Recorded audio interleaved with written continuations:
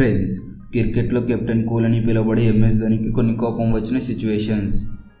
Number 2, అది బంగ్లాదేశ్తో జరుగుతున్న మ్యాచ్లో ఎంఎస్ ధోని, రోహిత్ శర్మ బ్యాటింగ్ చేస్తున్నారు. అప్పుడు బౌలింగ్ చేస్తున్న ముస్తఫిజుర్ మాత్రం బౌలింగ్ చేసి రోహిత్ శర్మకి ధోనికి రన్ రాకుండా అదే పనిగా అడ్డు రావడం మొదలుపెట్టాడు. ఫస్ట్ టైం రోహిత్ శర్మ చెప్పాడు, సెకండ్ టైం అంపైర్స్ కూడా చెప్పారు. ఇంకా థర్డ్ టైం ఈ బౌలర్ వినడని ఎంఎస్ ధోని ఒక తోపు తోశాడు. అది ఎంతలా అంటే ఆ బౌలర్ ఇంజరీ అయి గ్రౌండ్ నుంచి బయటికి వెళ్ళిపోయాడు.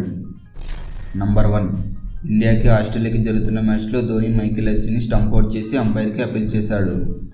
అయితే అప్పుడు థర్డ్ అంపైర్ కూడా క్లియర్గా చెక్ చేసి అవుట్ అని ఇస్తాడు. ఇంకా మైకేల్ హస్సీ కూడా అవుట్ అని ప్రివిలియన్కి వెళ్ళే టైంలో ఫీల్డ్ అంపైర్ నువ్వు అవుట్ కాదు, ఇంకా బ్యాటింగ్ చేయవచ్చు అని చెబుతాడు. అప్పుడు ధోనికి బాగా కోపం వచ్చి అంపైర్స్ మీద గొడవ పడడం స్టార్ట్ చేశాడు. కానీ ఫీల్డ్ అంపైర్ మాత్రం చిన్న పొరపాటు అయింది, third umpire not out button నొక్కపోయి అవుట్ అని నొక్కాడని చెప్పాడు. ఫ్రెండ్స్, ఈ 2 సిచ్యువేషన్స్లో ధోని చేసింది కరెక్టా రాంగా మీరే కామెంట్ చేయండి.